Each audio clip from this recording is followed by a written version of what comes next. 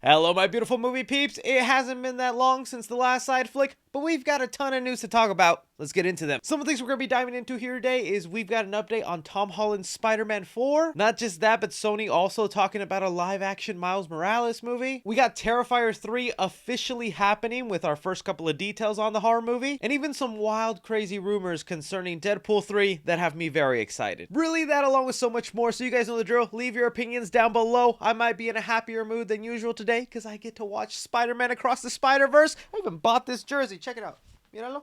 Chécalo. Like it? So I'll have a review for you guys tomorrow, but other than that, man, let's just dive in some of this movie news. Starting off with a little trailer trash. Today, we got released a brand new trailer for Teenage Mutant Ninja Turtles Mutant Mayhem. You guys know I'm a big Turtle fan, and I have been unbelievably excited for this animated film ever since they dropped the voice casting and that first teaser trailer. And here, we get a much better idea at the story at hand. So it looks like the Turtles will be encountering a whole bunch of mutant creatures that live in their town, but all being led by Superfly, voiced by Ice Cube here. I gotta admit, they're really playing with the origin of a lot of these villains. It doesn't usually work out this way, where they're just all one big giant villainous group. The Turtle fan in me feels slightly disappointed that they're just gonna group them all into one simple origin, just because I think there's so many unique things each villain has to himself. But I can't really complain too much, especially when this animation is looking top-notch gorgeous. Action looks like it's gonna be a lot of fun. I even like what Jackie Chan is bringing to Splinter. So yeah, my excitement only went up after watching this trailer. It's definitely a treasure for me. But I want to know from you guys if you saw the new TMNT trailer, and if you're a diehard Turtle fan, how do you feel about them just kind of bunching together the origin of a bunch of these villains into one? Something else that got revealed this week that is kind of exciting, you guys might have heard me talk about before on a previous side flick. They are working on a live action How to Train Your Dragon movie. It is the latest trend in Hollywood where we are beginning to turn 3D animated movies into live action form. We did that with 2D for so long.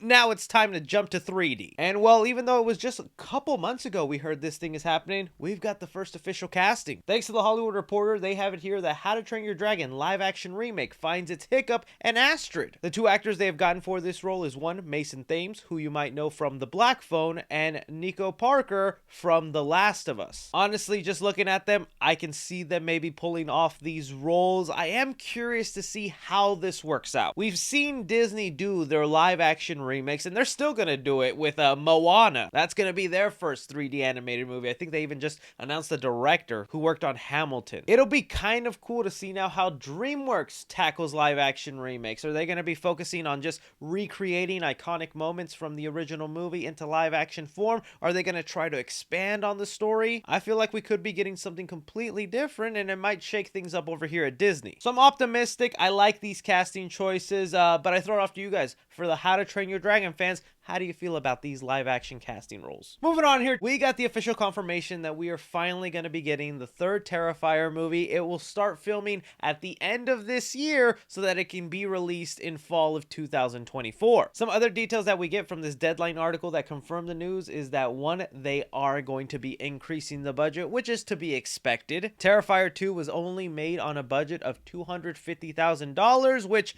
in Hollywood terms, those are pennies, guys. It's a miracle Terrifier 2 looks as good as it does. And here in the article they mention it will be hitting the low 7 digits. So minimum, it's gonna have at least $1 million budget, and that's already 4 times the budget of the second movie. Think of the crazy stuff you saw in Terrifier 2, and now what they're going to be able to do with $1 million budget. The same creative team is coming back, including director Damien Leone. As far as casting goes, David Howard Thornton remains Art the Clown, as it should be, and Lauren Rivera, who played Sienna, is also set to be returning. That makes me happy because she's instantly becoming one of my favorite final girls. The last big detail that we get here is from the director about what he wants to do with Terrifier 3, saying Terrifier 3 will be another boundary-pushing addition to the horror genre, continuing the no-holds-barred, uncompromising exploits fans of the franchise have come to expect and celebrate. If you thought Art the Clown's reign of terror in part 2 was extreme, you haven't seen anything yet. Again, thinking about some of the crazy kills in Terrifier 2, and now they're gonna want to up those. oh, I'm gonna be traumatized. Putting my big fanboy horror obsession aside, though, there were some things about Terrifier 2 that I was kind of like, about. I didn't mind the almost 3-hour runtime, although I'd be very surprised if they do that for Terrifier 3. My main gripes with the film is just like, you had that much of a runtime and you left us with so many unanswered questions, you know? And it had a pretty trippy dippy ending where we just had the head of Art the Clown. But I just hope everything kind of gets fleshed out here, even if they plan to still do a 4th movie, a 5th movie. Make as many as you want, man. Art the Clown is like one of the most recent horror characters to actually be up there in the lineup. After the 2nd movie, it looks like the clown went mainstream. And that's kind of a rare thing to happen when we actually get a new horror icon to add to the lineup. So this might be a pretty big make or break movie for the character and whether we'll see him again in pop culture and media. Let me know what you guys think about Terrifier 3 and the future for Art the Clown. Moving on to talk about Deadpool 3 here. We had some rumors swirling around online I definitely wanted to talk about. Now again, guys, take these with a grain of salt. They are rumors. They're coming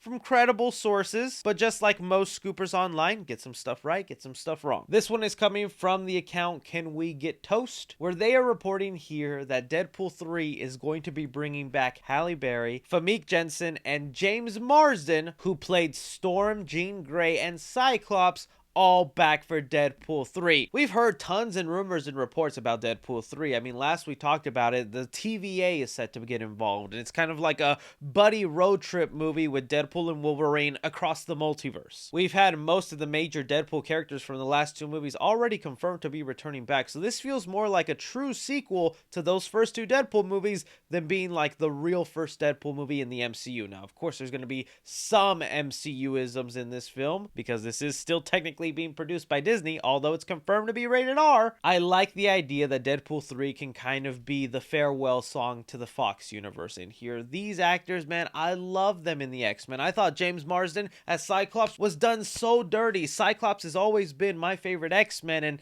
what they did to him in Last Stand, I was so pissed. So if this rumor turns out to be true and I get Cyclops James Marsden one more time, hopefully redeemed, just an action sequence with all those characters back again, and Deadpool, oh, it would be a major dream come true. Still, again, like I said, these are rumors. We take them with a grain of salt, but oh, I would love to have them back. Deadpool 3, a lot of excitement for it. You guys hear these rumors and details coming out. What do you believe? What don't you believe? And if it does happen, would you be excited? Moving on here, of course, with this weekend being the release of Spider-Man Across the Spider-Verse, we are having people at Sony do interviews, and they're being asked about future projects in the Spider world. Thanks to Variety here, we've gotten some of those updates. Starting off here with Amy Pascal answering questions about the next live-action Spider-Man movies. Here it says, producer Amy Pascal says Spider-Woman and live-action Miles Morales movies are in the works. You'll see all of it. She told me Tuesday at the Spider-Man Across the Spider-Verse premiere in Los Angeles. It's all happening. Producer Avia Red teased the moviegoers will see a Spider-Woman movie sooner than you expect. Alright, so just kind of dealing with that before we get to the Tom Holland Spider-Man 4 stuff. To me, it's a giant no-brainer. We're eventually going to get a live-action Miles Morales. The character has just gotten so popular over the years, and right now is kind of his time. He's got these awesome animated movies coming out. He continues to be a big prominent character in the PlayStation Spider-Man games. Live action feels like the next big step, but it's like,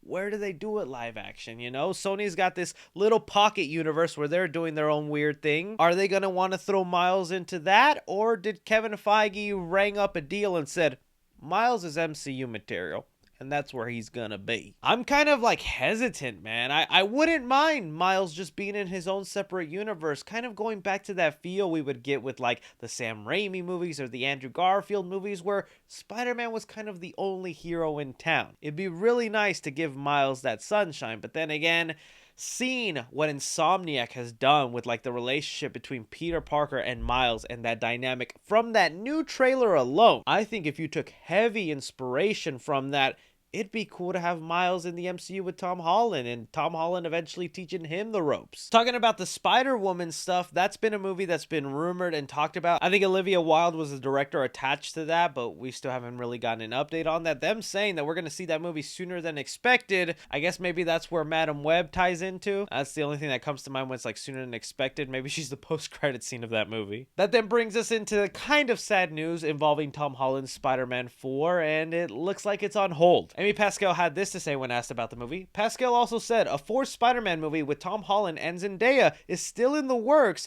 but the writer's strike has paused the development. Are we going to make another movie? Of course we are. She said, we're in the process, but the writer's strike, nobody is working during the strike. We're all being supporters, and whenever they get themselves together, we'll get started. Another reason why Hollywood, you need to pay your writers, because Tom Holland ain't getting any younger, and I need me my Spider-Man 4. The fact that it's also delayed and being pushed back and stuff means the movie itself could be delayed and pushed back. We thought maybe the earliest we would see it is 2025. We may be not seeing this movie to 2026, depending how long the writer's strike goes for. Some studios wouldn't do that. They'd take that unfinished script, still try and make the movie. We've had it happen before in the last writer's strike. And then they come out with a doo-doo project, but they just needed to make it. I'm eagerly anticipating when Tom Holland can come back on the big screen and give us his street-level Spider-Man movie, but we're gonna have to remain patient and wait and see when that'll actually happen. You guys, here's Tom Holland's Spider-Man 4 is currently on hold due to the writer's strike. How do you feel about that? But that is all the movie news we currently have going on right now, guys. I want to thank you so much for taking time out of your day to watch me talk some movie news. Don't be forgetting to hit that like button, subscribe if you haven't already. Follow me on Twitter at 3C Films or on TikTok at 3C Films. But as always, I'm Chris. Take care.